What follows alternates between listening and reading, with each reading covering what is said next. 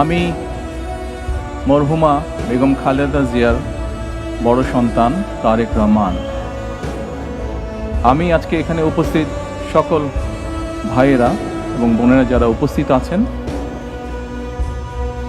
মরহুমা বেগম খালেদা জিয়া জীবিত থাকাকালীন অবস্থায় যদি আপনাদের কারো কাছ থেকে কোনো ঋণ নিয়ে থাকেন, দয়া করে আমার সাথে যোগাযোগ করবেন, আমি সেটি পরিশোধের ব্যবস্থা করব ইনশাআল্লাহ।